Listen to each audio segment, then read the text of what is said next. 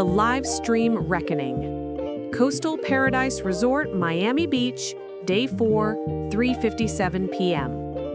The lobby of the Coastal Paradise Resort was a symphony of controlled elegance. The soft clink of crystal, the murmur of multilingual greetings, the scent of plumeria drifting from hidden diffusers. At 3:57 p.m., the marble floor reflected 1,000 golden shards of afternoon light streaming through the atrium's glass dome. Renee Carter stood at the exact center, on the very tile where, 4 days earlier, her daughter-in-law had reduced her to the help.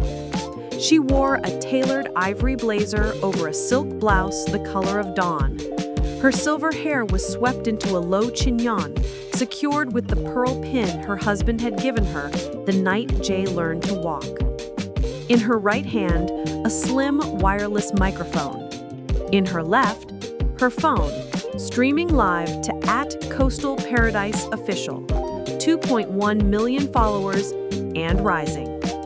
Behind her, a single banner unfurled in silence. A conversation about dignity. Jasmine, the front desk manager, had spent the morning transforming the concierge desk into a platform of quiet authority. A single spotlight, a velvet rope, no theatrics, only truth. Valentina noticed first. She had been negotiating with the bell captain about the weight of her monogrammed trunk when the lobby's ambient music faded.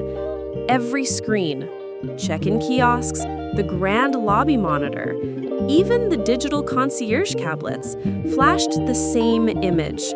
Renee's face, composed, resolute. Jay stood frozen beside his wife, phone forgotten in his hand. "Mom?" His voice cracked like the boy he once was. Renee's voice filled the atrium, steady and warm, yet laced with a sorrow too deep for tears. "Good afternoon. I am Renee Carter, founder and sole owner of the Coastal Paradise Collection. For 72 years, I have built, nurtured, and protected this legacy with my own hands. 4 days ago, I checked into my own hotel as a guest, hoping to be seen as family." She paused. The silence was absolute. "I was not." The screens transitioned to archival footage, time-stamped, unedited. Exhibit A, the lobby incident. Valentina's voice, sharp as cut glass. "Don't talk to the old woman. She's just the help." Jay's laughter, light, dismissive, devastating. Exhibit B, the cabana confession. Valentina, "Old folks don't live forever. Jay's an only child, we'll get everything. Jay, she's poor as a church mouse. I've been helping her out for years." Exhibit C, the children's words. Zuri, age 8, to a counselor, "Mom says Grandma lies about owning hotels. She says Grandma's ashamed of being poor." Each clip ended with a single word in white text. Betrayal. Renee stepped forward. The camera followed on a Steadicam operated by Diego, the AV technician who had once driven her to the hospital at midnight when Jay had appendicitis. 40 years ago, I scrubbed floors in a one-room B&B to put food on my son's table. I expanded that property into 17 resorts across 3 states, not for glory, but so that one day, my child would never know hunger. I kept my success quiet because I wanted his love, not his awe. She turned to the velvet rope. Security, 6 guards and navy blazers, escorted Jay and Valentina forward with the reverence due grieving relatives. Valentina's composure fractured. Jay's shoulders curved inward, as if the weight of 47 years had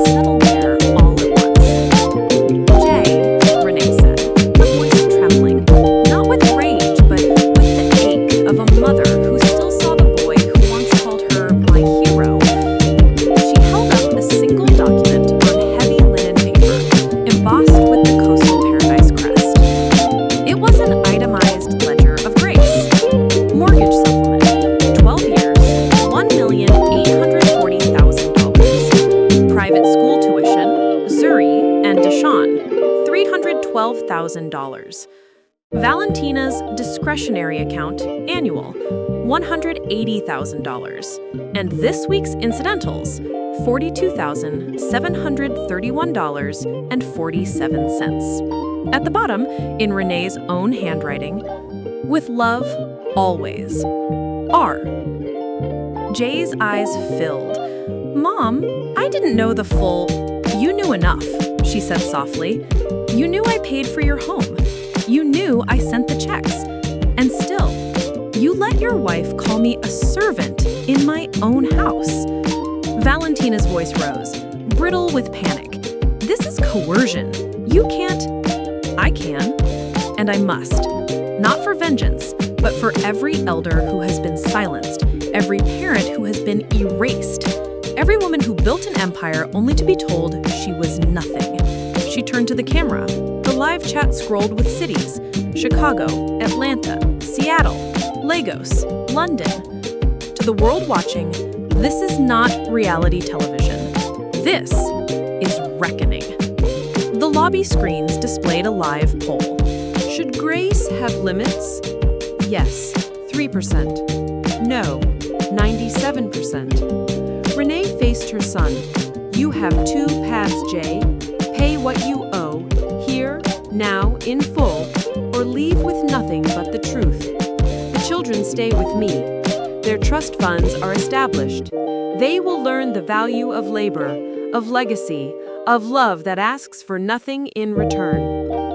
Jay reached for his wallet with shaking hands. The black card, the one Renee had co-signed, was declined with a soft beep. Then the watch, Renee said, voice breaking. The one I gave you when you graduated. Let it settle a fraction of the debt. Security removed the Rolex with care, as if handling a relic. Valentina's diamond bracelet followed.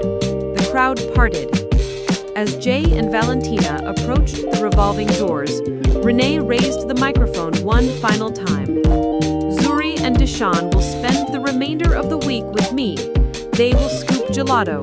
They will fold towels. They will hear the story of a widow who turned grief into grandeur. And one day, they will choose who they wish to become.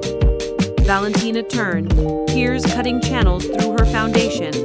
They're my children, she corrected. They are our legacy. And legacy is not inherited, it is earned. The doors closed. The live stream ended at 10,047,000 viewers. Epilogue. 48 hours later. At dawn, a single brass plaque was installed on the lobby tile. Here, on August 10th, 2025, Renee Carter reclaimed her voice. May all who stand here remember, dignity is not given, it is defended. Renee sat at the gelato bar with Zuri and Deshawn.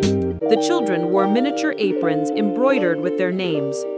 Grandma, Zuri whispered. Were you scared? Renee admitted, terrified. But love is not the absence of fear. It is the decision to speak anyway.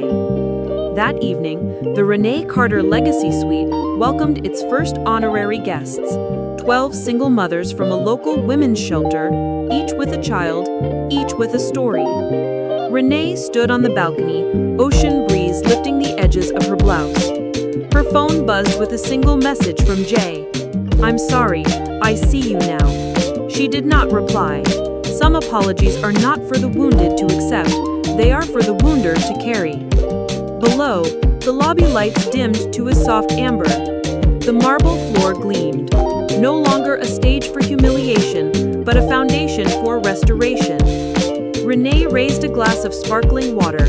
No champagne tonight, clarity was celebration enough. And spoke to the stars. I built this empire for a boy who once needed me.